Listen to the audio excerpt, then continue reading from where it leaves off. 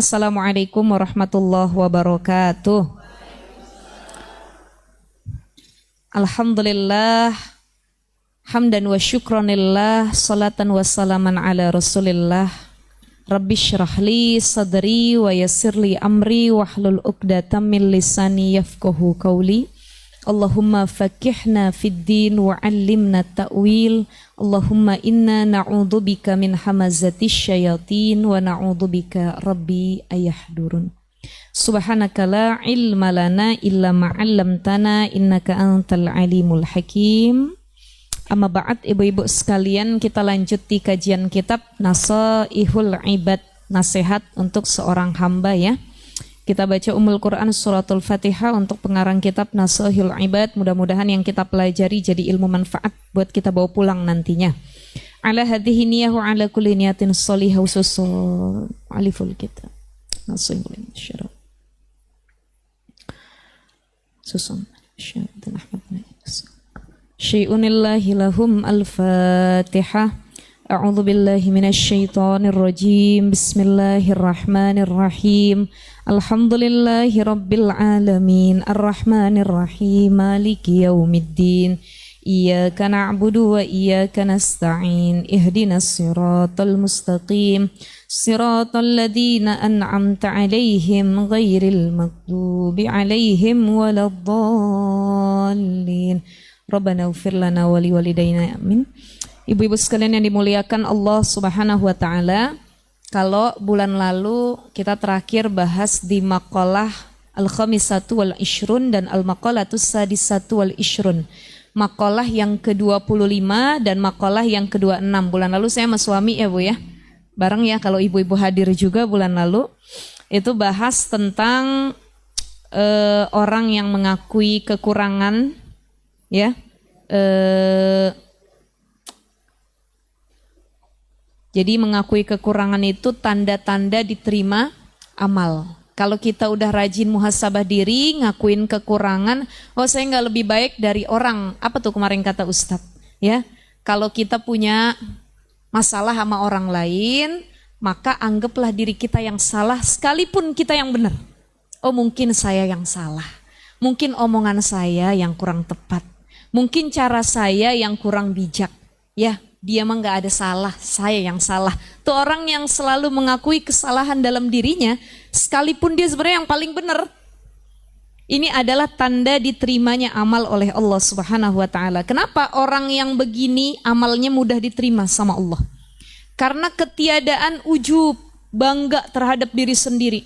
Ah saya mah benar. Ada orang yang dia salah tapi selalu ngerasa benar. Saya mah benar omongan saya tadi, mana ada saya salah. Dia yang salah tuh. Dia ngomong begitu. Ah saya mah bener mulu, gak pernah saya salah. Nah ini selalu ada timbul rasa ujub paling bener. Merasa kita yang paling bener, paling baik, paling tahu, si paling-paling dah pokoknya. Ya, wajib ya, begitu ya. Ada orang baru ngaji dikit, kawannya belum ngaji. Dia merasa paling nih, saya mah ahli syurga, paling ngaji. Rumil Senin sampai Minggu, saya datengin tiap hari. Oh nggak ada Minggu ya, sampai Jumat ya, Sabtu sampai Sabtu ya. Ya si paling dah, ada yang begitu, ada yang baru nutup aurat dia hijrah, ada yang belum nutup aurat atau nutup auratnya mungkin belum tamam, belum sempurna, masih berproses. Orang kan step by step Bu, orang punya prosesnya masing-masing. Maka hargai setiap orang yang lagi melewati prosesnya.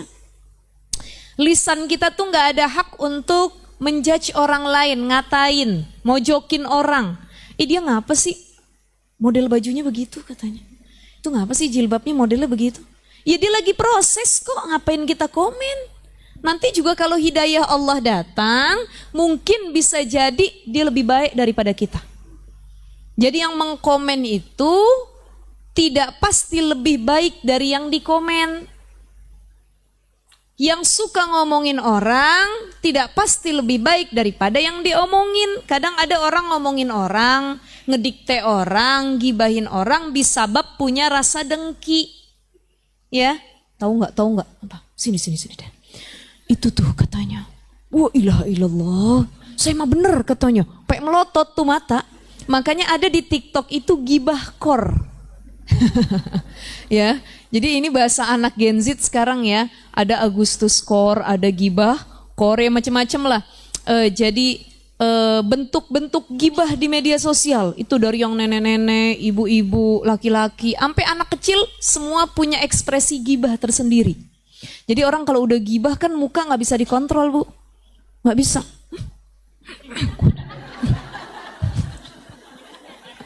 Ya, tuh muka yang tadinya simetris nggak lagi bentuknya, bibirnya ke kanan, matanya ke kiri. Boleh kalau udah ngomongin orang, yang digibahin di situ juga.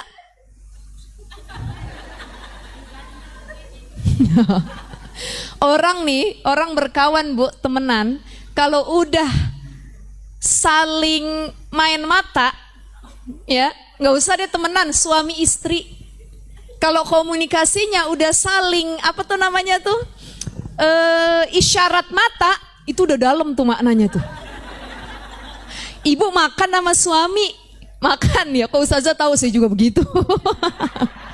Iya kan, semua isyaratnya begitu ya. Itu udah isyarat tertinggi, komunikasi dengan orang terdekat. Kita makan sama suami, ini kita. Di belakang suami ada orang yang aneh atau bagaimana lah misalkan ya. Kita bilang, bang, itu yang belakang abang apa begitu ya? Jangan nengok bang, jangan nengok, jangan. Kata suaminya, yang mana?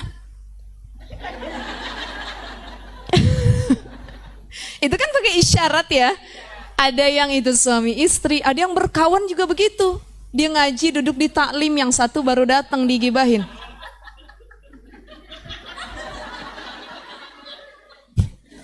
Wah, oh berarti udah saling paham, ngerti. Oh, maksudnya itu.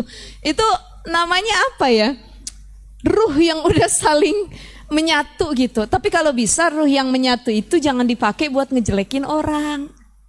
Sebisa mungkin ruh begitu tuh, yang udah menyatu tuh, itu dipakai buat hal-hal positif yang baik-baik. Ibu pernah lihat nggak? Saya kemarin ngeliat ada di video Instagram ya. Jadi kalau di luar negeri itu lambang ini nih artinya help. Ini darurat artinya. Jadi kalau ada orang gini, ini artinya help me, tolongin aku, ya minta tolong. Cuman kan nggak semua kita tahu lambang begini. Ya itu, jadi kemarin ada orang bikin videonya itu sekedar untuk uji coba. Kira-kira orang pada nggak dia kasih lambang begitu, ya. Dia kata orang, ngapain sih 4-4, apa sih maksudnya gitu ya. Cuman ternyata ini maknanya help me kalau bagi orang-orang luar sana gitu. Help me gitu. Begini orang tuh. Oh, itu lagi minta tolong. Itu kan pakai isyarat-isyarat. Ya. Jadi isyarat itu luar biasa. Jangan sampai isyarat itu malah kita arahkan kepada yang tidak baik. Sebisa mungkin digunakan untuk hal-hal yang baik. Nih, orang yang udah tahu kelemahan diri, dia nggak sibuk lagi sama aib orang. Dia nggak sibuk lagi nyari tahu orang lain. Kan ada orang yang keponya bukan main, Bu. Keponya luar biasa. Itu siapa sih namanya itu? Dia cari media sosialnya, dicari alamat rumahnya, dicari semua-muanya karena ada perasaan dengki, nggak suka. Ya, maka orang yang udah sibuk dengan dirinya, dia nggak mungkin lagi sibuk mencari kekurangan orang lain, gitu ya. Jadi agar amal kita mudah diterima oleh Allah, yuk salahkan diri kita di setiap keadaan. Ya, bukan dibenarkan tapi disalahkan. Mungkin kamunya yang salah, mungkin ada kurangnya, mungkin harus dibenerin, mungkin begini itu. Jadi kalau orang merasa selalu salah, orang merasa selalu ada kurangnya, ini lebih mudah dia untuk menghadirkan rasa takut kepada Allah, pengen dekat sama Allah lebih mudah. Tapi orang kalau selalu merasa benar, orang lain yang salah, sifat ujub yang menguasai dirinya, amalnya sulit diterima. Kenapa amalnya sulit diterima? Tadi kan bitaksiri alamatul qabul, orang yang tahu kesalahan dalam dirinya, cirinya adalah mudah diterima amal. Tapi kalau yang jarang lihat kesalahan dalam dirinya, sulit diterima amalnya. Sebab orang yang selalu menganggap dirinya paling baik, si paling daripada yang lain, itu merasa sombong, dan kalau beramal bukan karena Allah, dia merasa dirinya yang hebat. Ini sholat ya, karena saya yang hebat. Ya, saya berilmu, saya pinter memang, saya yang hebat. Saya begini, nah begitu dan lain sebagainya. Jadi sifat ujub ini mengerikan. Kemarin waktu saya kajian di salah satu masjid juga yang ada di Cinere, pembahasannya juga tentang tidak boleh gulu. Gulu itu berlebihan dalam ibadah. Gulu. Ya, jadi dalam ibadah kita harus iqtisad, wasatiyah, tengah-tengah. Ya, jangan terlalu lalai ibadahnya, jangan juga terlalu berlebihan. Karena Rasul itu nggak suka ibadah yang terlalu berlebihan. Iktisad, ini hadis Nabi SAW dalam kitab Riyadhus Shalihin. Pernah ada 3 orang pemuda yang datang kepada Rasulullah SAW. Wahai Rasul, ditanya Aisyah yang nemuin. Wahai Aisyah, bagaimana ibadahnya Nabi? Oh, Nabi kalau malam itu sholat sampai kakinya bengkak. Ya, Nabi itu tidurnya begini, sedikit sekali, kebanyakan ibadah dan lain sebagainya. 3 orang pemuda itu kompromi, ngobrol, kumpul. Saya nih, kata pemuda yang pertama, saya berniat untuk menandingi ibadahnya Nabi. Coba diantara kita bertiga, siapa yang menang menandingi ibadahnya Nabi? Kata yang pertama, saya akan asumu, puasa. Walam uftir, nggak mau saya buka sama sekali, nggak ada waktu buka, saya puasa tiap hari. Belum sehari udah mati, Bu. Ya, nggak kuat. Kan fitrah kita butuh makan, butuh minum, itu hak perut. Ya. Kata pemuda yang kedua, usolli, saya akan sholat semalaman suntuk, ya, wala anam, dan saya nggak akan tidur sama sekali, mata saya nggak akan saya tidurin, saya sholat sepanjang malam. Kata yang ketiga, saya tidak akan walam atazawaj, saya nggak mau nikah seumur hidup. Ya, saya pengen ngejomblo aja. Kenapa? Karena kalau nikah nanti urusannya ribet. Saya lupa sama Allah. Kebanyakan sibuk sama pasangan dan anak. Nabi dengar dari dalam. Itu dalam hadis Nabi. Kata Nabi, siapa yang tadi berkata saya akan sholat sepanjang waktu, saya akan puasa setiap hari tanpa berbuka, saya tidak akan menikah. Kata 3 orang pemuda itu, wahai Nabi, kami punya niat demikian. Kami ingin sebanding amalnya denganmu seorang Rasul. Kata Nabi, demi Allah, kalau boleh diadu yang paling punya rasa takut kepada Allah, aku atau kalian? Kata Nabi.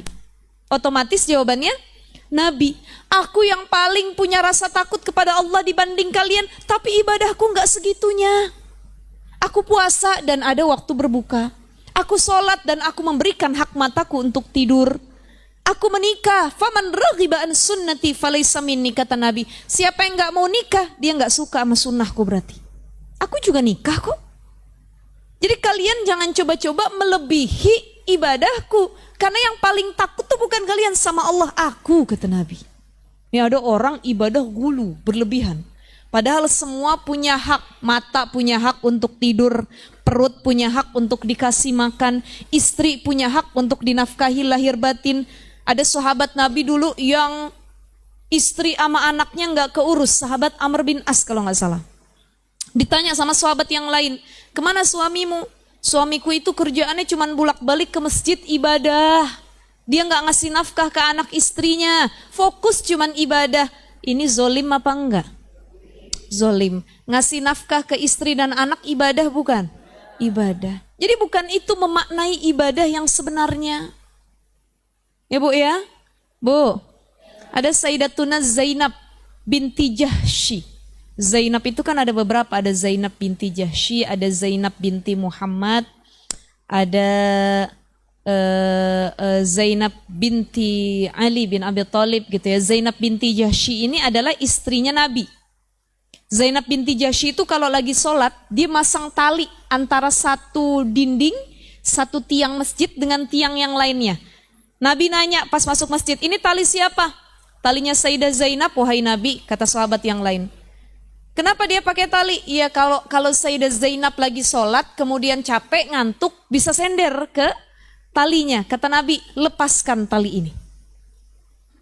Kenapa? Karena tubuhmu juga punya hak, bukan mesti selalu untuk dipakai ibadah.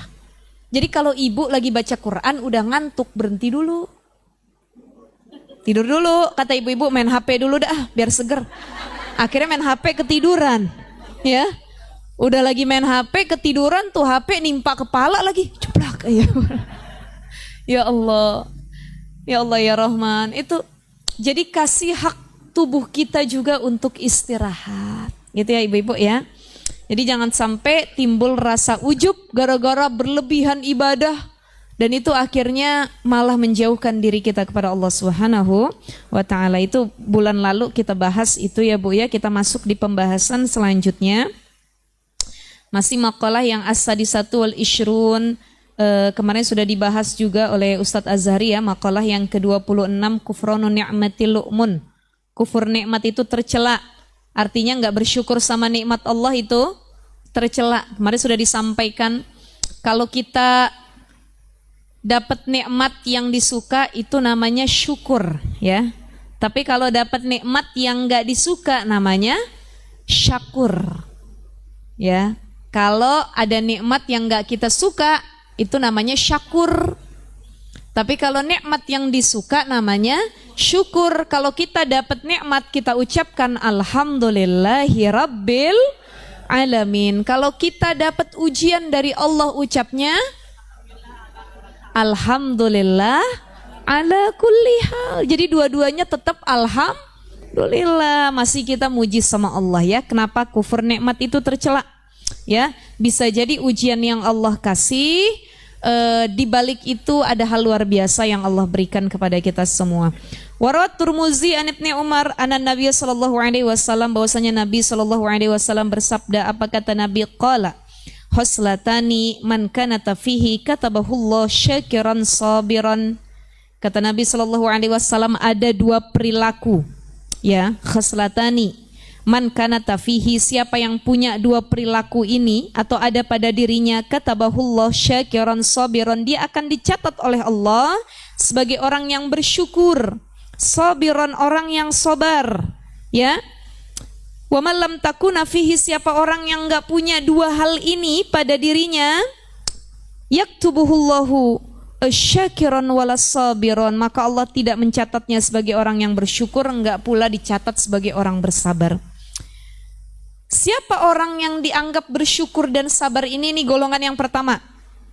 Man nadhara fi dinihi ila man huwa fawqahu faqtada bihi wa nadhara fi dunyahu ila man huwa dunahu fahamidallah ala ma faddalahu bihi alaihi katabahullahu syakiran sabiran. Kata Nabi, orang ya fi dinihi, yang dalam urusan agamanya dia ngelihat yang lebih daripada dia, di atasnya. Dia akan dicatat sebagai orang yang bersyukur dan sabar nih, golongan pertama.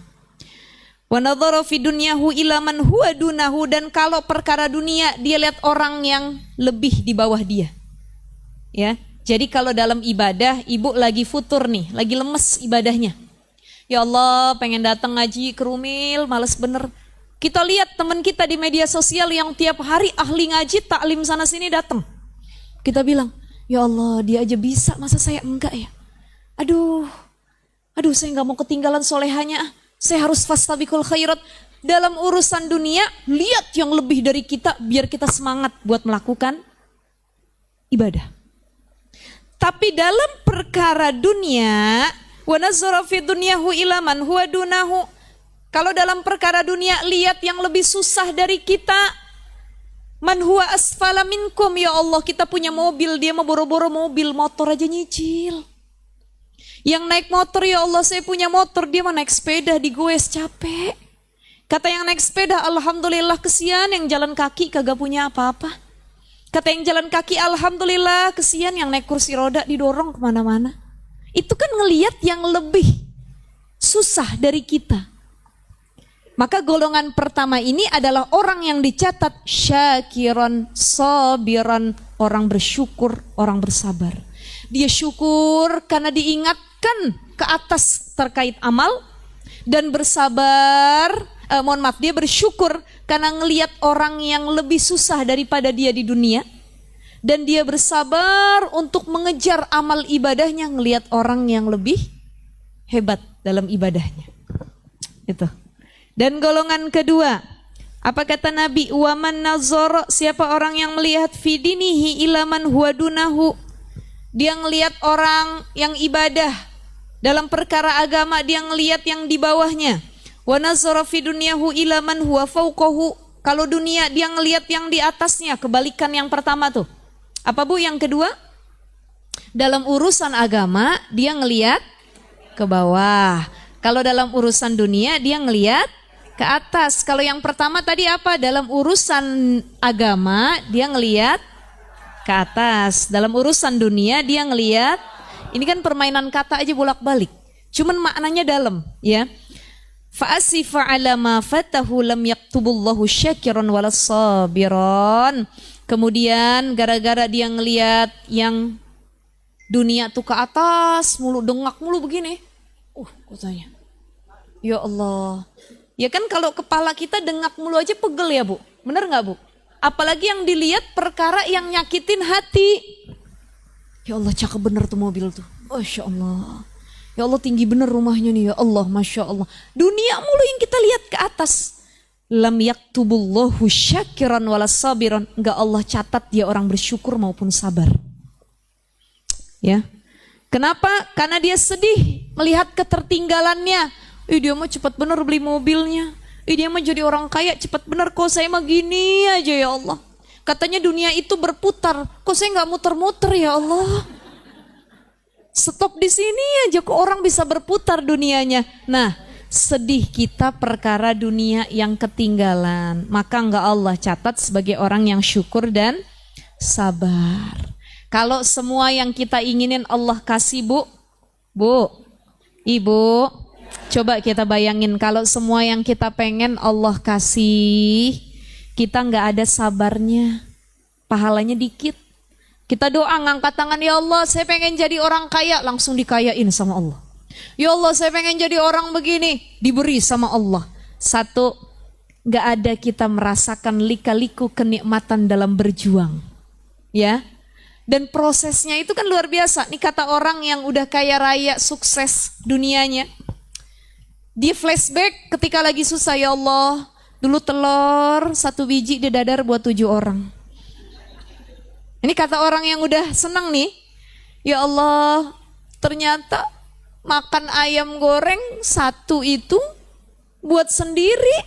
Dulu ayam goreng 1 fried chicken dibagi 3 sama adik-adik. Itu kata orang yang masih susah proses. Ya Allah, ternyata begini ya. Sekarang begitu udah senang, ya Allah saya nggak tahu kok udah bisa di titik seperti ini. Ada kenikmatan tersendiri, betul nggak ibu-ibu? Betul ya? Dulu nggak punya mobil, ya Allah kemana-mana naik mobil susah rasanya. Naik angkot panas, saya masih tahu tuh, saya nyium aroma angkot tuh kayak gimana ya Allah. Belum maboknya, belum copetnya dan lain sebagainya. Tapi ketika udah punya mobil, sambil bawa mobil, sambil nyalain apa namanya? Ya, nyalain MP3-nya, syair-syairnya, AC-nya dingin, parfum mobilnya ada, sambil dia hirup bawa mobil, ya Allah, saya nggak nyangka bisa punya mobil mewah begini. Itu ada kenikmatan tersendiri. Dan kita bilang fahamidallah, alhamdulillah. Jadi ternyata proses itu butuh. Harus ada proses yang kita lalui. Untuk apa? Kita merasakan kenikmatan berproses, kenikmatan meminta kepada Allah. Kalau orang semua serba dikasih, dia nggak ada ngerengeknya sama Allah. Anak kecil deh, ibu-ibu, kalau anaknya ngerengek sama ibu, ya, ibu punya anak bayi. Begitu ibu datang, anaknya ngerengek, mama gendong. Suka nggak ibu digituin? Seneng nggak? Bu, ini kayaknya udah lama nggak punya anak kecil ya. Cucu ya. Atau nggak usah cucu deh, ibu punya suami, suaminya pulang ngerengek sama ibu. Demen apa enggak kira-kira? Mama peluk papa dong mama, katanya. Ya kan suami sendiri, halal ya Bu ya. Seneng gak kita digituin? Seneng gak Bu? Tapi ada suami yang gak pernah ngerengek sama istrinya. Ya udah sekedar rutinitas aja, ngasih belanja. Gak pernah ada kata-kata romantis, gak pernah ada manja-manja. Kita aja manusia butuh diperhatiin, dimanja, direngekin. Apalagi Allah itu cemburu tatkala kita jauh dari Allah. Pengen Allah tuh ngedenger hambanya nangis di sepertiga malam. Ya Allah, Engkau As-Sami, maha mendengar, Engkau Al-Basir, maha melihat ya Allah. Engkau Ar-Rahman Maha Penyayang, gak ada tempat mengeluh kesahku kecuali Engkau ya Allah. Itu kan kita ngeluh, ngerengek tuh. Allah senang denger rengekan kita. Makanya jangan jarang ngerengek sama Allah. Sering-sering ngerengek sama Allah. Dan itu adalah waktu terbaik di mana Allah tuh cinta banget sama hamba ketika mendengar rengekan dan doanya. Insya Allah kita semua diberikan kemudahan seperti itu ya. Jadi itu ibu-ibu sebenarnya udah lewat pembahasannya. Dunia lihatnya ke bawah, akhirat lihatnya ke atas. Jangan kebalik, akhirat ke bawah, dunia ke atas. Kita nutup aurat, dia aja begitu nutup auratnya. Saya begitu dah katanya. Dia aja sholatnya begitu, saya begitu juga deh. Itu ngelihat akhiratnya ke bawah. Tapi ketika ke atas, gak mau ketinggalan kita. Fastabikul khairat. Orang sedekah 100 juta, tahun depan saya 1M sedekahnya. Insya. Nah itu namanya akhiratnya. Ngelihat ke atas. Hari ini orang ngeluarin sedekah 100.000. Besok saya 1 juta. Kenapa? Fastabikul khairat. Tapi banyak dari kita udah dicukupin sama Allah tetap meregehese. Sulit ngeluarinnya. Ya Allah. Bu. Ternyata penyakit orang kaya itu bakhil. Bakhil. Kita mungkin yang belum kaya atau menuju kaya ya insya Allah ya. Kayanya kita buat ibadah, kekayaan dunia itu wasilah untuk mencari akhirat mudah-mudahan. Kalau kita belum kaya, belum jadi orang kaya, makanya begini, ada orang-orang kaya berkecukupan, mereka punya harta banyak, itu kan ngasih orang juga perlu hitungan. Ya, ada yang pelit, tapi ada yang bukan pelit. Mereka hitungannya kuat. Mana buat sedekah, mana buat ini, pembagian dan lain sebagainya. Kita yang gak punya, ngelihat orang yang berada, kita bilang pelit bener, timbang duit segitu gak mau dikeluarin. Pelit bener saya minjem gak dikasih, pelit bener. Ya karena kita gak di posisi dia. Mungkin kalau kita di posisi dia, kita lebih pelit lagi. Betul gak Bu? Waduh ngapain saya ngasih dia cuma-cuma begitu ya. Bagus saya beli mobil yang baru, saya beli ini yang baru. Maka setiap posisi yang sedang kita alami, penting untuk tidak suuzon. Karena setiap orang punya perhitungan dan takarannya masing-masing. Tapi memang penyakit orang berada adalah bakhil. Sulit, gemeter tangannya mau ngeluarin duit. Ya Bu ya. Itu kan setan itu kata Imam Fakhruddin Ar-Razi. Kalau orang mau sedekah ada 40 setan yang nahan di tangannya. Makanya orang mau sedekah dipilih dulu yang paling kecil nominalnya yang mana ya. 2.000, 1.000, apa yang gope, yang recehan, gitu. Ya, kadang belum digoda sama setan, kita yang sudah punya perasaan sulit untuk mengeluarkan. Maka semua itu diuji dengan keadaannya. Yang miskin, yang tidak punya apa-apa diuji dengan kesabarannya. Yang kaya raya diuji dengan kedermawanannya. Masing-masing punya ujian tersendiri. Tapi paling tidak, biar hati kita sembuh. Gak sering sakit nih hati kita. Dunia lihatnya ke bawah aja. Capek ngikutin orang mah. Betul gak ibu-ibu? Bu, capek apa enggak? Capek. Kita beli kompor keluaran terbaru tahun ini. Enggak usah kompor deh, iPhone. Tuh iPhone ya udah ada iPhone 17. Betul enggak? Betul ya? Ini handphone saya udah 6 tahun enggak ganti-ganti nih. Ini saya punya qadarullah alhamdulillah punya iPhone 6 tahun enggak ganti-ganti.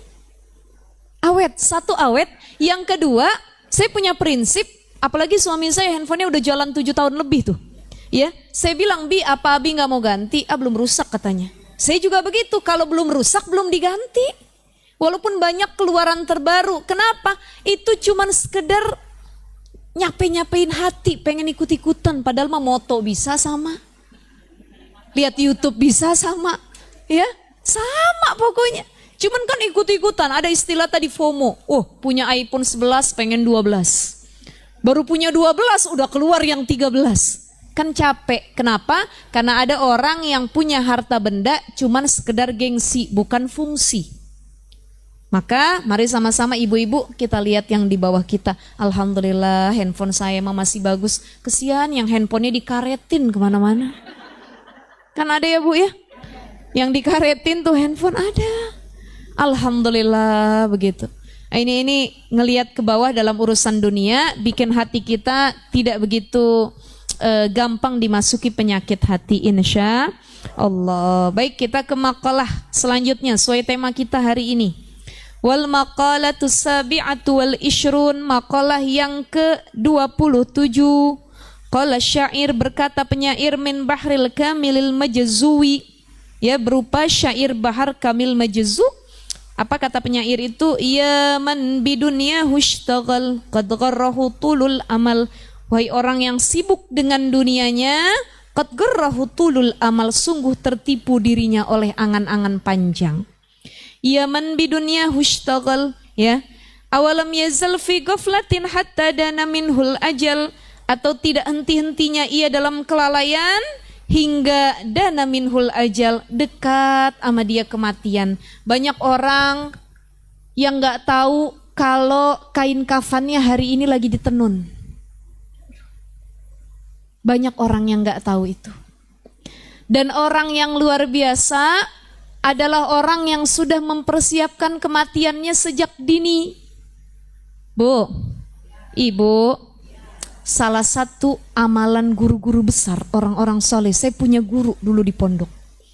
Beliau itu udah nyimpen kain kafannya di lemari. Saya tanya sama ibu-ibu, ada nggak kain kafan di lemari ibu? Kenapa nggak ada? Takut. Ntar saya simpen besok lagi ustazah katanya. Ya, ada ya. Sudah disiapkan tuh, masya Allah. Itu, oh udah di laundry bahkan ya bu ya. Udah siap, warnanya putih kan Bu Vera ya? Jangan yang pink, yang kuning.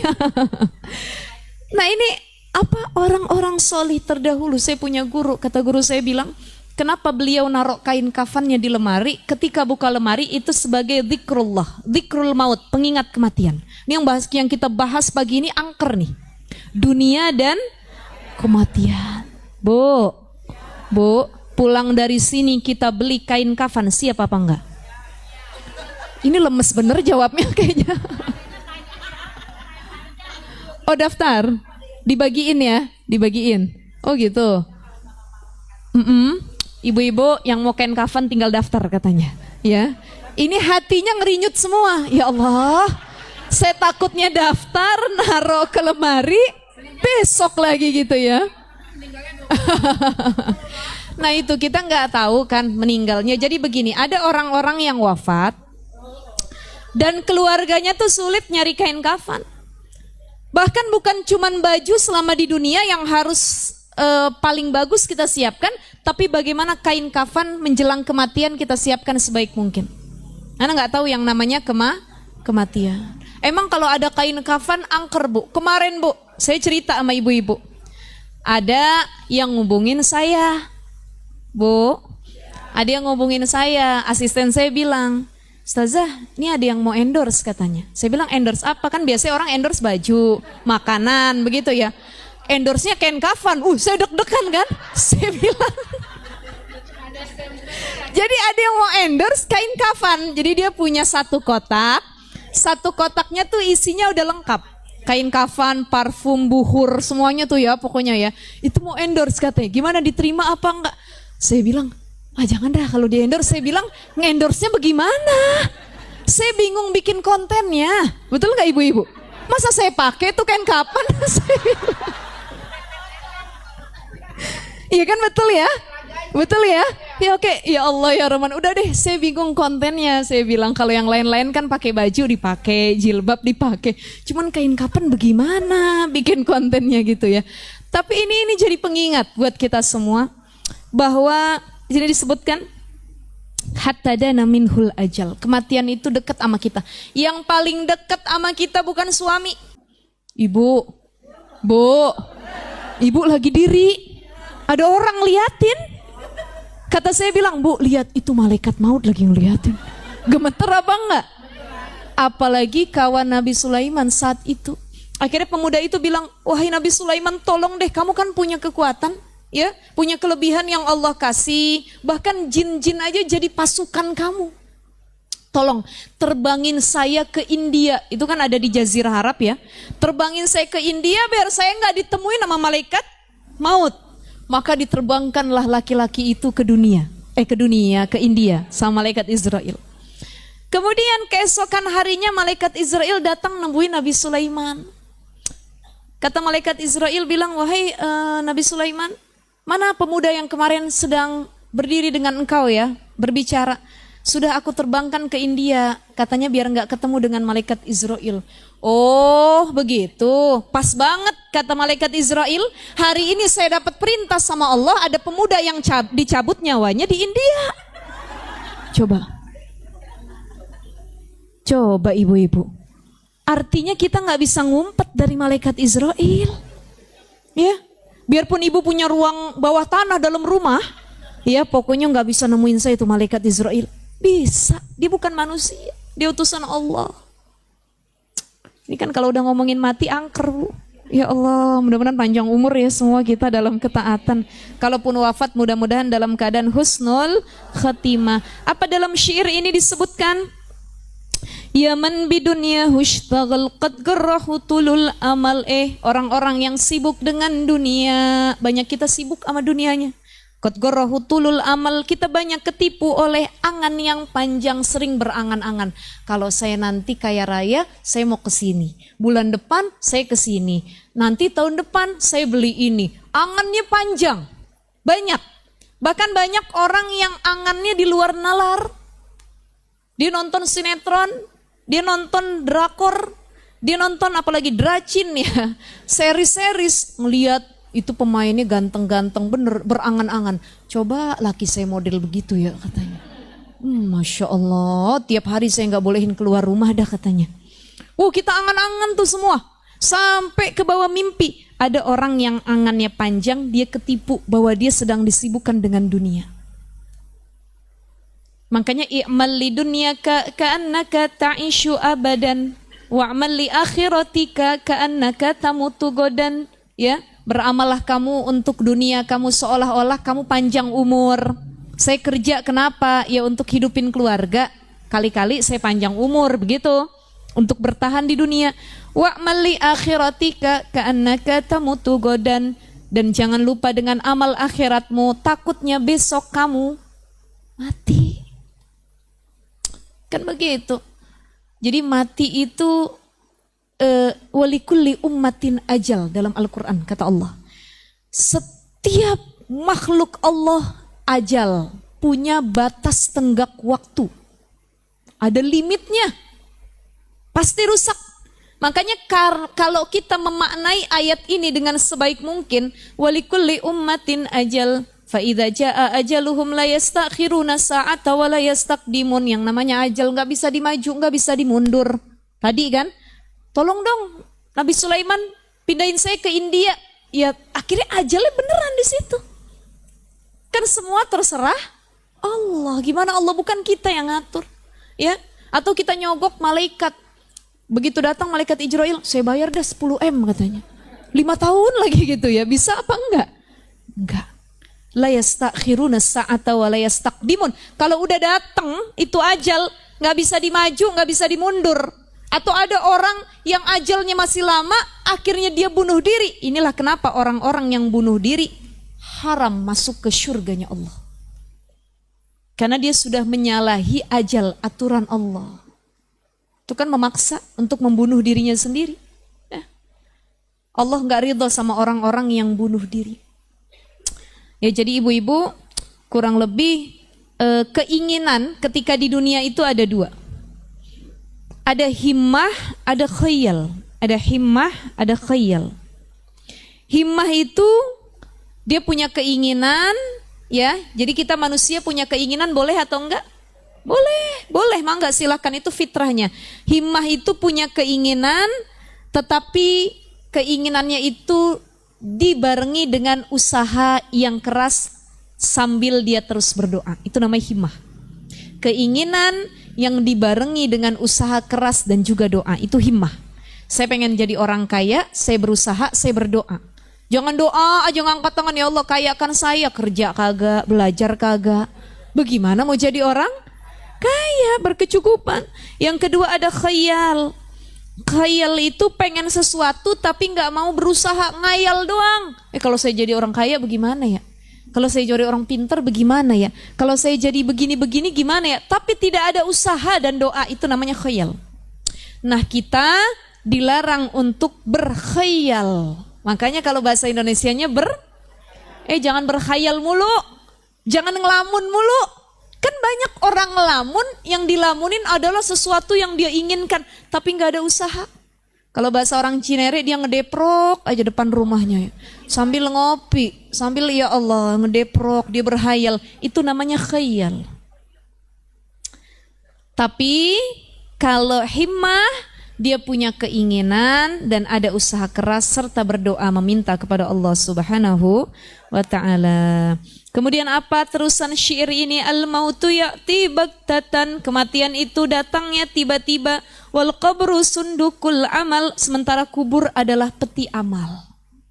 Jadi mati itu datangnya tiba-tiba. Ya Allah ya Rahman. Kita pasti sering ngedengar cerita kematian dari orang-orang sekitar kita. Paginya masih ketemu, malamnya udah enggak ada. Kurang lebih gambaran kematian itu ada 2, ibu-ibu.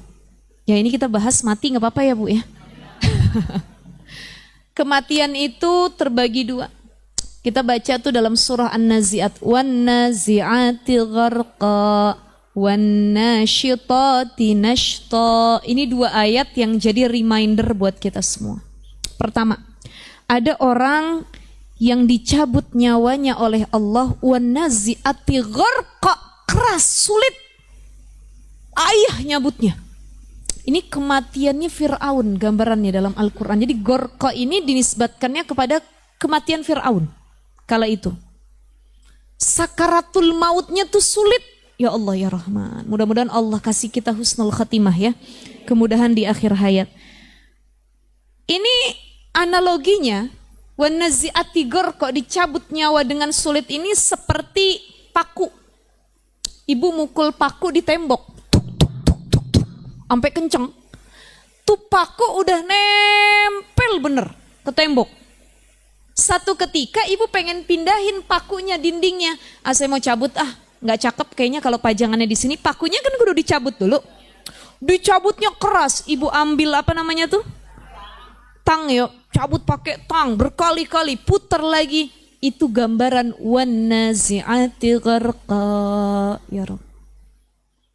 Paku yang sulit dicabut dari dinding ataupun pohon. Dan yang kedua, wan-nasyitati nashta. Ya. Ada orang yang dicabut nyawanya nasyitati nashta. Lembut, gampang gitu. Analoginya, ini kita bayangin begini, nyabut nyawanya. Ada tali sepatu atau sneakers tuh, kita punya sepatu ya, ada talinya. Itu kan biarpun kenceng tapi dicabutnya gampang Bu. Dah.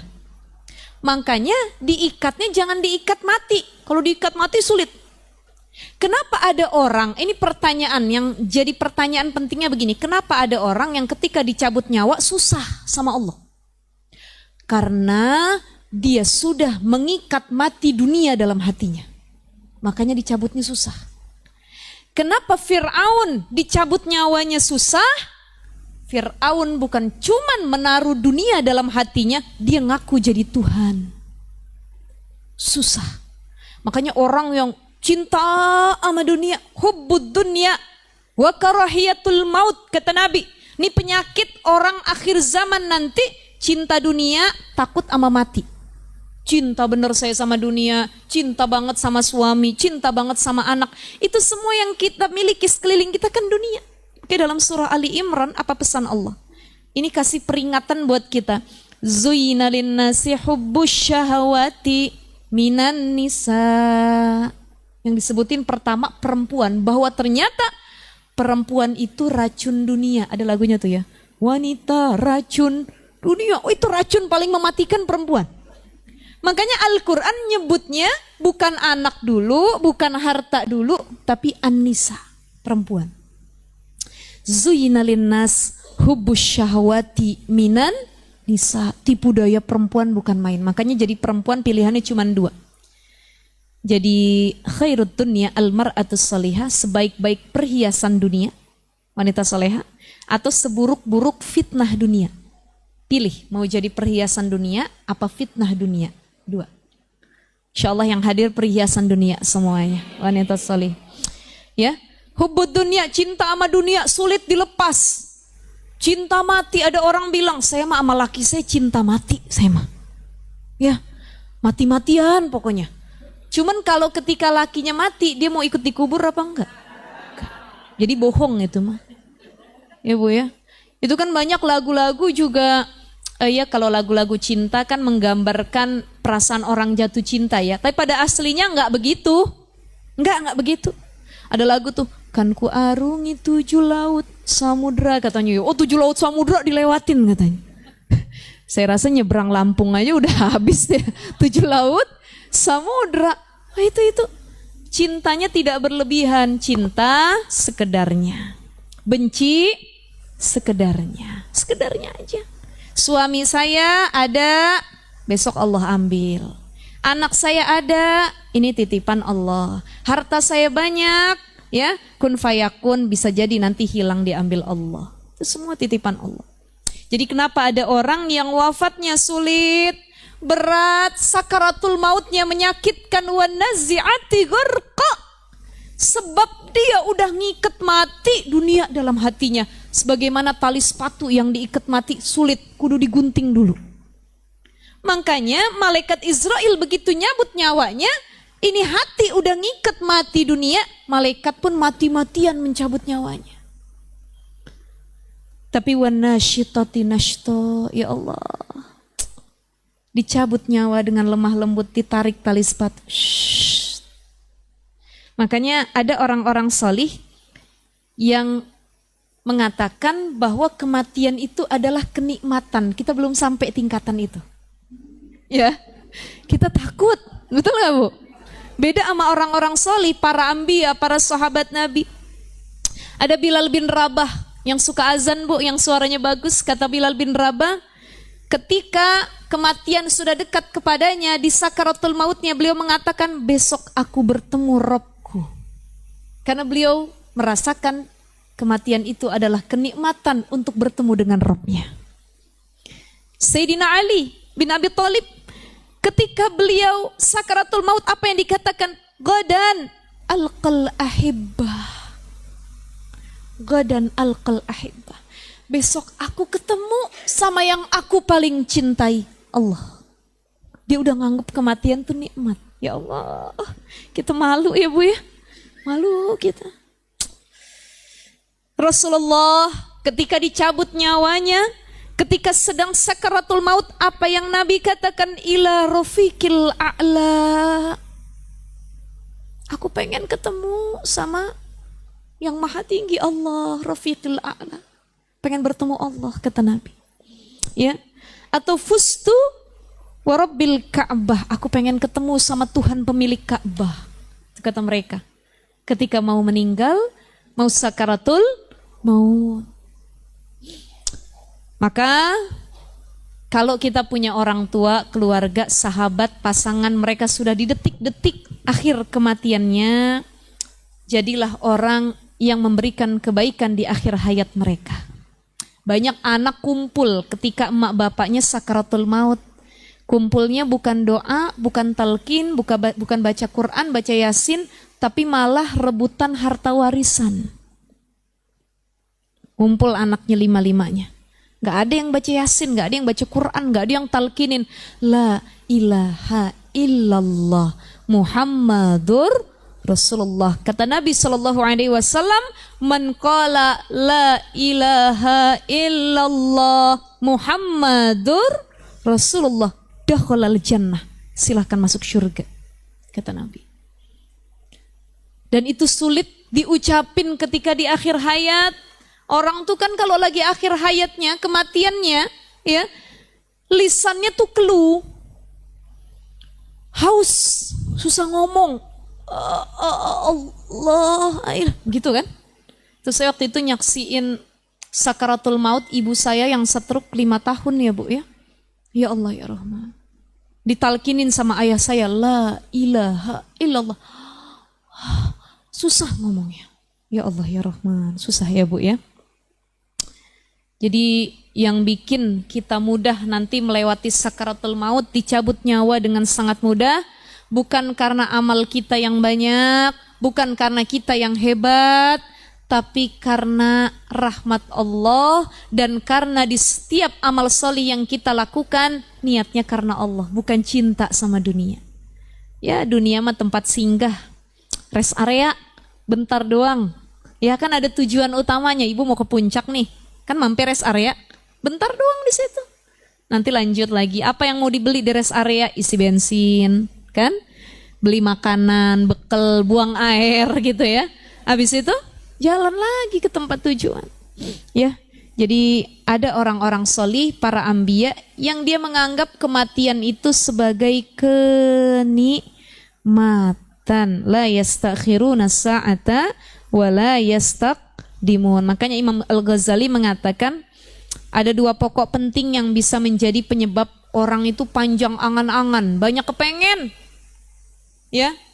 Banyak kepengen, kan saya udah sampein Bu waktu itu di taklim kita yang keberapa ya, udah lama ya. Kalau kita lagi banyak kepengen, pegang dada kita, baca surah At-Takasur yang awal tuh.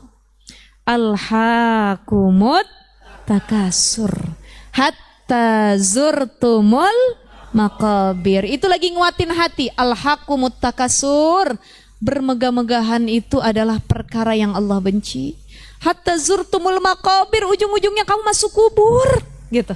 Jadi kalau lagi banyak angan-angan, kepengen, dan kadang-kadang di luar akal nalar, alhaqumut takasur hatta zurtumul maqabir ya.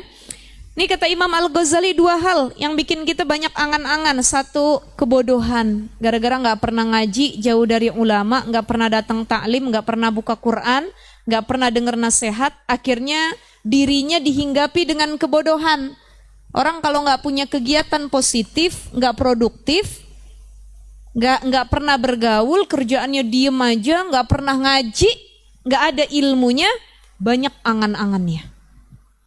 Kata Imam Syafi'i, dia akan disibukkan dengan perkara yang merusak dirinya. Tapi orang yang produktif menyibukkan diri, Bu, termasuk begini ya, orang itu kenapa gampang bikin dosa? Satu, karena ada kesempatan, peluang, betul ya? Yang kedua, karena kita nggak produktif. Ibu nggak ngaji nih, di rumah aja, suami udah berangkat, anak udah sekolah, kerjaan rumah udah beres, ibu main handphone 5 jam nggak berhenti. Itu peluang bikin dosanya lebih mudah.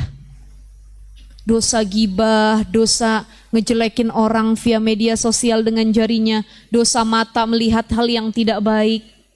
Karena kita nggak produktif. Coba kalau kita punya kegiatan manfaat, oh saya Senin sampai Jumat sampai Sabtu ngaji kerumil, ya. Jadi waktu kosong saya dipakai buat ibadah, taklim begitu. Nah itu ya, disibukkan dengan hal-hal yang baik. Satu, kebodohan yang bikin orang banyak angan-angan.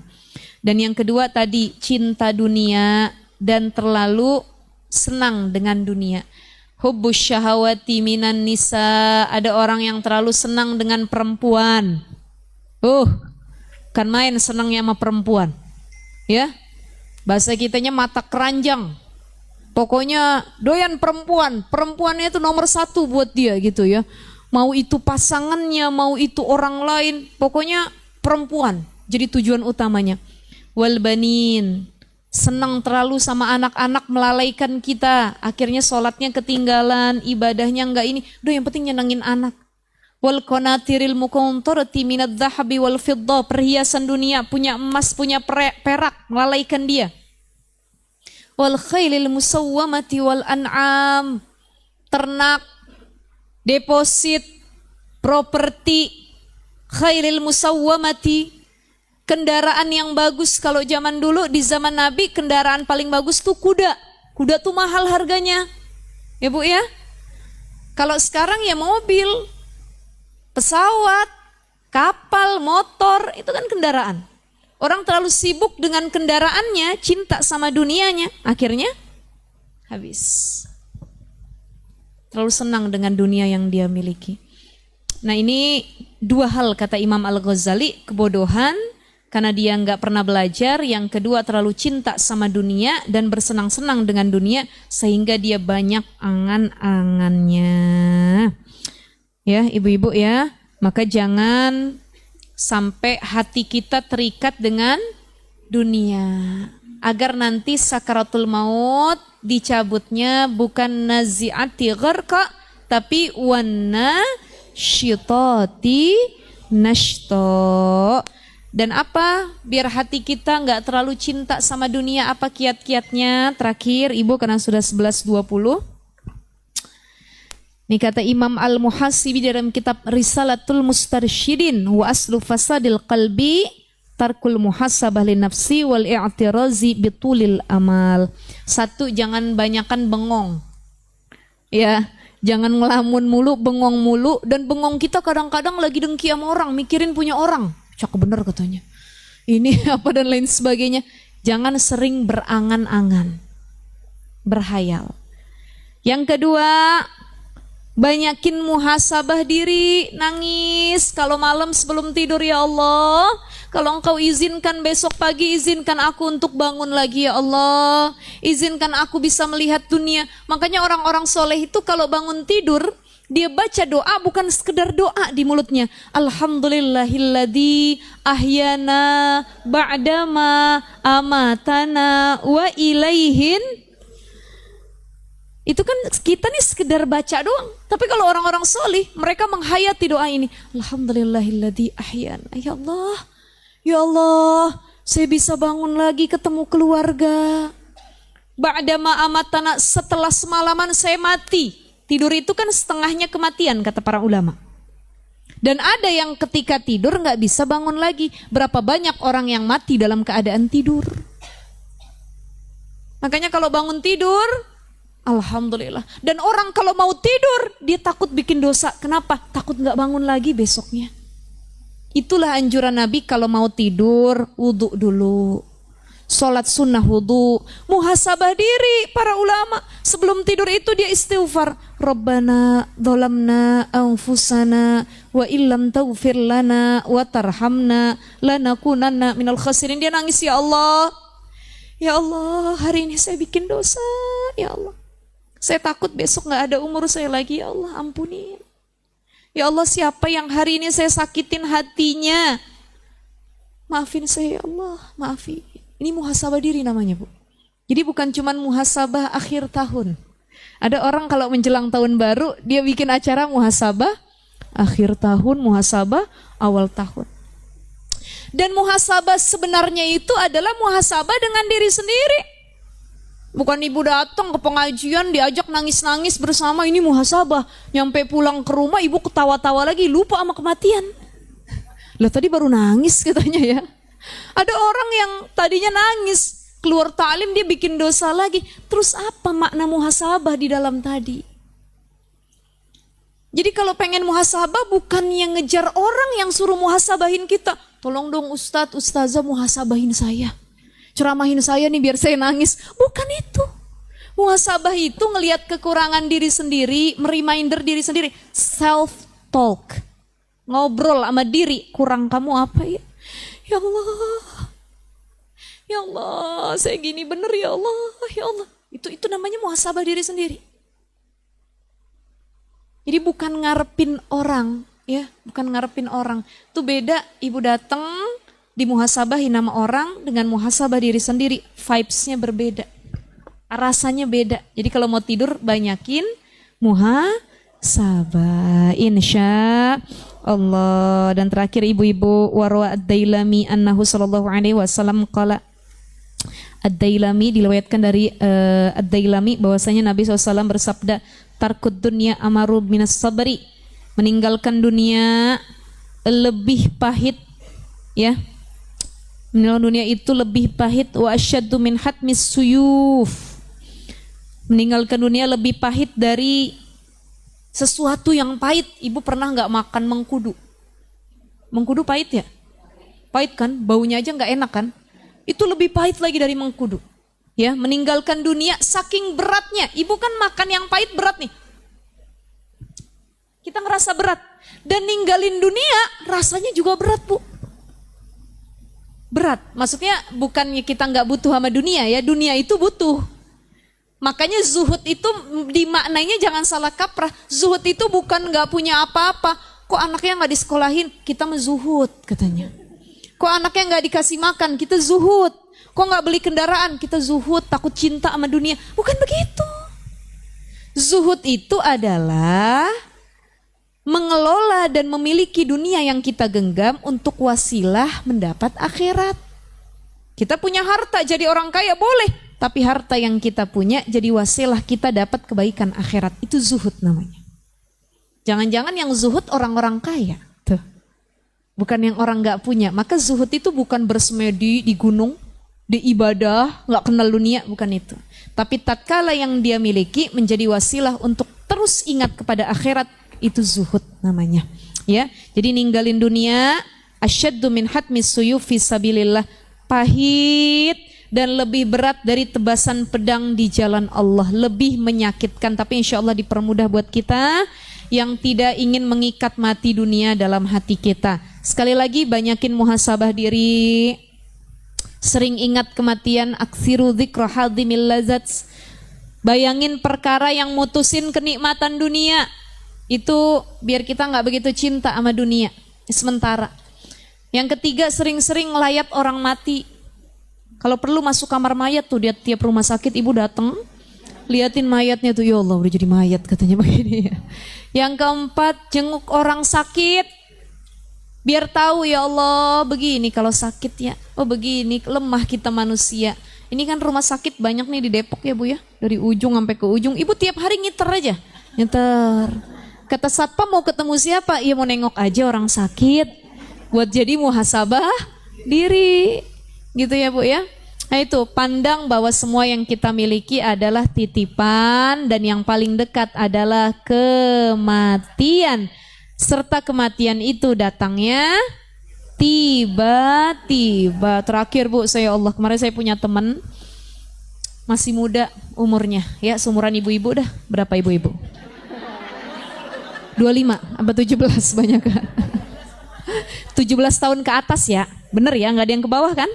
Ke atas semua. Ini kawan saya baru usia 32 tahun apa 33 begitu. Ya masih muda. Meninggalnya lagi jalan-jalan. Lagi jalan ke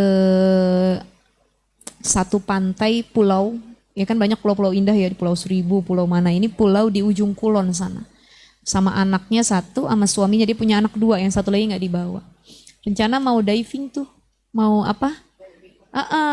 Mau nyelam ke dasar laut, gitu. Dan itu kan hari kemerdekaan Indonesia, meninggalnya pas 17 Agustus.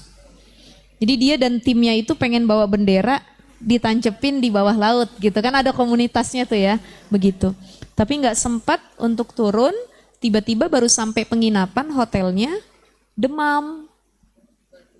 Tiba-tiba demam, ya. Pasti tahu ya. Demam ya ibu-ibu ya.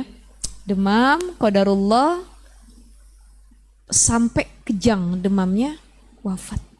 Bawa pulang ke Jakarta. Ya, jadi kita nggak boleh sepele dengan penyakit apapun. Ada orang kena pilek, demam gini, lah cuma demam pilek. Minum ini nanti hilang katanya. Tapi ada orang yang demam doang dia meninggal. Betul gak? Ada orang yang sakit bertahun-tahun gak meninggal-meninggal. Di tempat tidur tuh itu gak bisa kemana-mana, betul gak? Ada orang, ya Allah saya dulu punya saudara Bu. Masuknya apa ya, masih misan apa kalau orang Betawi bahasanya tuh ya. Saudara bapak saya, meninggalnya lagi bulan Ramadan, lagi makan onde-onde. Onde-onde itu kan kenyal. Kelolotan. Nih yang makannya udah tua lah 50 atau 60 ke atas, giginya itu udah nggak bisa ngunyah onde-onde lagi. Jadi makanya kalau kita makan onde-onde kan gigit dikit-dikit, jangan langsung. Sama kayak makan bakso. Itu, ya. Ya itu qadarullah, kita nggak tahu namanya ajal, emang udah ajal juga. Betul ya? Jadi masuk, dimakan, ketahan di sini, nggak ketelen. Henti napas, meninggal. Cuman gara-gara makan onde-onde. Hati-hati yang makan somai, Apa semua ya? Kita nggak tahu. Semua ya Allah ya Rahman. Jadi semua tuh ada ajalnya. Lampu mati udah ajalnya. Ibu beli nih, ibu beli masang di rumah udah 2 tahun. Ya kok mati lampu? Oh dia udah ajalnya. Jangan ngomel. Betul nggak? Ibu beli piring, mahal satu piring harganya ratusan ribu. Pecah. Duak. Marah kita wajar. Tapi pahamin lagi, biasanya orang yang marahnya lebih soft, marahnya tuh lebih lembut tuh kayak Nikita Willy kan kalau marah, it's okay nak, it's okay. Ya. Oke, fine. Fine, mama nggak marah sayang, nggak apa-apa kita beli lagi nanti ya. Itu kan perlu dicontoh tuh Bu. Kalau bahasa anak sekarang soft spoken, ngomongnya lembut. Ya, orang Cinere begitu juga kalau ngomel ya. Biar marah kita lebih bijak, marah kita nggak terlalu nyakitin orang. Fahamin kalau setiap yang rusak, yang pecah itu udah ajal. Wali kulli umatin ajal kata Allah. Semuanya ada ajalnya, ada akhirnya. Gelas pecah udah ajal. Beli lagi. Ya kalau ada duitnya ya, kalau enggak ya udah ajal. Baju rusak udah ajal. Jadi tuh nggak begitu cinta sama dunia. Ya, kayak kemarin saya punya pengalaman Bu, saya, ini tetap aja live YouTube juga ya, ya, bukan gimana sih, saya kan di rumah ada asisten ya, rumah tangga ya Bu ya, jadi saya punya satu pakaian atau baju yang saya demen bener sama baju itu, ya mahal sih enggak gitu, cuman kan ada baju yang kita suka. Jadi dipakai masuk ke badan enak, nyaman begitu ya. Qadarullah, ART saya nyetrika kepanasan. Robek. Begitu saya mau pakai, awalnya nggak mau ngaku gitu ya. Maksudnya, oh ini takut ya, takut namanya. Cuma saya nggak apa-apa, kalau jujur ya nggak apa-apa. Itu saya belajar ngamalin ini Bu. Tidak mengikat dunia di hati kita. Sekedar baju. Mati juga nggak dibawa bajunya, betul ya? Akhirnya saya tanya, Mbak, ini apa? Ini robek ya, sampai robek di belakang. Terus dia bilang, kayaknya ibu kena knalpot deh. Saya bilang kena knalpot di mana ya? Apa gimana? Iya, jangan-jangan naik motor sama suami saya, perasa saya nggak pakai baju ini gitu apa? Baru saya tanya, ini robek ya dan lain sebagainya. Iya Bu, mohon maaf, panasan setrika. Saya bilang, ya nggak apa-apa, saya bilang. Ya Bu ya, kedengeran nggak suara saya? Nah, tapi saya bukan menyinggung siapa-siapa, juga tidak menyalahin yang bantu saya. Artinya itu bukan ketidaksengajaan, bukan kesengajaan, ya itu ketidaksengajaan. Dan itu saya pahamin walikulli umatin ajal. Hatta baju bagus, baju yang nyaman saya pakai, saya suka. Oh ada ajal dia, ada rusak dia, bukan cuma copot kancingnya, ya. Oh tapi robek, kena ini, kena itu ajal namanya. Jadi memaknai, ya Allah yang kita cinta rusak, ajal. Semua ada ajal. Atau yang lebih, ini gak usah orang deh, saya umroh waktu itu, tahun lalu. Pas saya lagi hamil, saya kan waktu itu umroh lagi hamil 6 bulan Bu. Begitu mau berangkat umroh, saya beli satu jilbab. Ada sekarang kan model jilbab namanya French khimar. Yang diikat ke dalam tuh. Orang kalau umroh kan katanya enak pakai begituan ya. Cuman kalau testimoni saya sendiri, saya nggak suka karena rambut-rambut keluar gitu. Ibadahnya jadi sulit begitu tawaf dan lain sebagainya. Saya beli satu French khimar dan ibu tahu French khimar itu kan harganya wow semua Bu. Kalau cuma segi 4 begini kan lumayan murah ya. Tapi French khimar satu jilbab bisa seharga baju. Ya udah saya beli, cakep bener, saya beli 2 waktu itu. Saya berangkat bawa umroh, nyampe begitu saya mau tawaf, saya mau pakai, saya setrika di hotel. Begitu setrika bolong segede begini Bu. Kalau bahasa orang Cinere segede gaban gitu ya. Itu setrikanya tuh saya nggak tahu error apa gimana, setrika hotel ya. Saya bilang, ya Allah nangis belum juga dipakai nih jilbab gitu ya. Udah robek, kata suami saya, coba muhasabah. Tuh Ustadz Azhari bilang gitu, coba muhasabah. Niatnya kesini, pengen OTD pakai jilbab katanya. Atau lillah mau ibadah karena Allah. Kan saya disadarin lagi Bu. Jadinya, oh mungkin niat saya salah ya. Benar. Udah. Oh udah ajalnya memang belum sempat dipakai udah. Ajal ya udahlah. Nah itu kadang berat memang, berat ninggalin cinta sama dunia tuh. Tapi itu jadi makna buat kita semua bahwa sementara yang kita punya, yang kita cintai banget, sementara. Makanya ibu cintanya jangan berlebihan dah udah. Sama apapun itu. Sama suami, ya Allah cinta bener ya. Udah kurangin. Kurangin. Karena berat di sini nanti nih, beratnya di sini. Gitu. Oh gak punya, Masya Allah. Ya dikasih lagi insya Allah ya Bu ya nanti. Ya ibu-ibu sekalian yang dimuliakan Allah, itu pelajaran penting. Pelajaran penting. Ternyata semuanya harus diniatinnya lillah, karena Allah. Atau saya punya cerita juga, jamaah saya waktu umroh ibu, Bu, dia umroh bawa uang tunai 35 juta. Mungkin ya orang tua ya, mungkin kalau ngambil di ATM atau apa nggak ngerti, akhirnya bawa uang 35 juta, belum dipakai buat belanja, belum apa. Hilang duitnya di kamar. Nggak tahu siapa yang ngambil itu. Ya Allah. Tapi saya belajar bagaimana memaknai dunia dari beliau. Tenang. Apa beliau bilang? Padahal bukan ustadz, bukan apa ya. Tapi beliau bilang, ya udah nggak apa-apa, mungkin saya kurang sedekah ustadz, ustazah katanya. Ya mungkin itu buat menghapus dosa-dosa saya katanya. Ya udah saya ikhlasin, walaupun jumlahnya nggak sedikit. Banyak itu ya, susah nyari duit segitu ya Bu ya. Itu ya Allah. Itu ikhlas, tidak mengikat dunia dalam hati, cukup digenggam di tangan, jangan diseriusin di hati. Itu cara kita berinteraksi dengan dunia. Punya dunia boleh, tapi mengikat mati dunia dalam hati kita itu tidak boleh. Baik ibu-ibu sekalian, ada pertanyaan sampai sini sebelum saya tutup? Bunda-bunda ada yang bertanya silakan.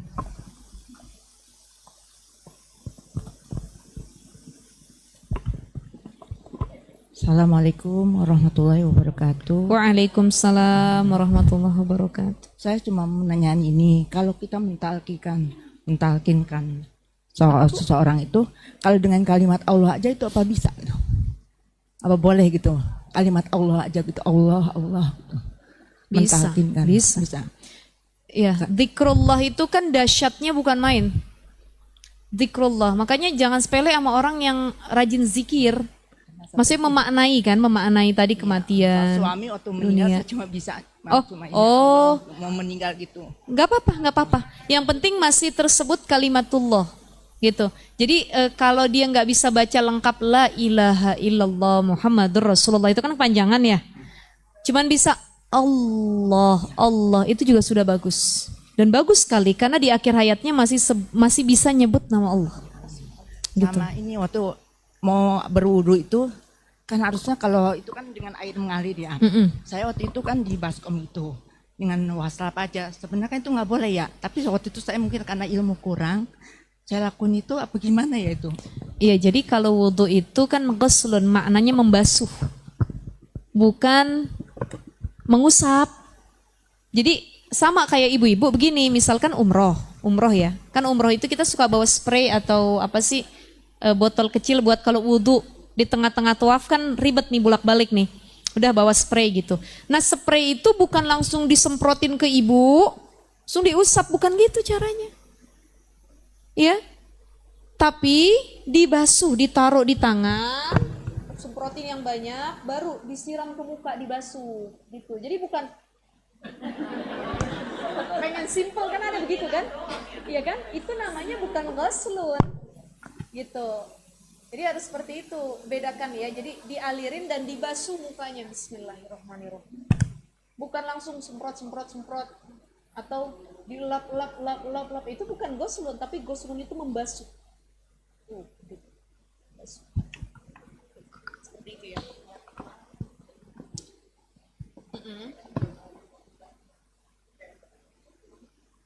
Nah kalau untuk suami yang sedang sakit, apabila pun terkena air itu sangat-sangat riskan, maka bisa dengan tayamum digantikan. Jadi ibu yang bantuin suami tayamum. Kan tayamum lebih ringkas kalau buat orang yang sedang sakit, ya, muka dan tangan saja gitu. Tapi kalaupun tetap pengen diwudukan, yang sakit masih bisa duduk, diajarin sambil membasuhnya gitu. Seperti itu ya Ibu ya. Ya nggak apa-apa, jadi kalau kita belum tahu itu dima'fu. Ya, tapi kalau sekarang kita sudah belajar dan tahu, baiknya kita amalkan apa yang sudah diketahui. Itu ya Ibu-Ibu ya. Ada lagi? Ada. Satu pertanyaan lagi? Iya, ada satu lagi Ustazah. Ya. Boleh tanya ya Ustazah? Iya. Kalau kita merawat, kita kan merawat orang sakit. Sementara orang sakit itu kan pakai pampers, kadang pakai kateter gitu kan. Tapi kita tetap mengingatkan dia untuk sholat itu sah nggak Ustazah? Karena kan Sah. dalam keadaan najis dia. Sah sholatnya. Yang penting gini, dia masih punya keinginan dan kemauan untuk sholat aja itu udah bagus. Masih ada najis di badannya. Nah dengan gini, kalau kita pampers. rawat orang sakit, sebisa mungkin pempes yang najisnya itu diganti dengan yang baru dulu. Oh gitu. Ya. Gitu ya, dengan yang baru dulu. Tapi kan kalau pakai kateter tuh sebenarnya nggak najis di dia, itu kan diselang lewatin. Tapi kalau pakai pampers dulu saya pernah ngerawat ibu saya kan 5 tahun stroke ya Bu ya, sekarang sudah almarhumah. Jadi setiap mau sholat itu digantiin pampers dan pakaian yang kena kencingnya dulu. Sudah bersih baru dituntun untuk sholat. Dan agar tidak memberatkan orang yang sedang sakit itu, apalagi keadaannya payah, langsung aja dijamak sholatnya. Itu diperbolehkan. Jadi misalkan zuhur dengan asar, ya, karena riskan misalkan setengah jam atau 20 menit sekali keluar kotoran, kencing, kan kesian nih beliaunya juga. Ya udah, langsung tuntun. Mah, Pa, yuk dijamak ya. Ini zuhur, nanti habis ini asar, jamak takdim, begitu. Atau nanti di jamak takhir di asarnya, zuhur dengan asar. Itu lebih meringankan orang-orang yang sedang sakit daripada tiap waktu, apalagi dia sakit, udah meringkis tiduran, zuhur, zuhur ini. Dia aja payah dengan dirinya sendiri. Ya, maka tiap waktu sholat yang bisa dijamak, dan diganti dulu dengan yang bersih. Boleh seperti itu. Dan diganti dulu sebagai anak keluarga, gantiin yang bersih dulu. Jangan pampers sudah penuh, ada kotoran di dalamnya kita suruh sholat, itu najis gitu. Jadi keluarganya gantiin dulu, baru diajak sholat. Baik, terima gitu. kasih Ustazah. Ya, sama-sama. Baik Ibu-Ibu sekalian, karena sudah 11.41, saya mohon izin gak bisa lama-lama. Saya ada acara lagi, kebetulan sekarang lagi Maulid Nabi Sallallahu Alaihi Wasallam ya. Mohon doa, mohon izin, mudah-mudahan sehat afiat. Ibu-ibu juga dalam keadaan sehat afiat, diistiqomahkan. Mari sama-sama kita baca Ummul Quran. Mudah-mudahan segala niat baik kita dimudah oleh Allah Subhanahu wa taala. Ala hadhihi niyyah wa ala kulli niyatin salihah. Al-Fatihah. A'udzu billahi minasy syaithanir rajim. Bismillahirrahmanirrahim. Alhamdulillahi rabbil alamin. Arrahmanir rahim. Maliki yaumiddin. Iyyaka na'budu wa iyyaka nasta'in.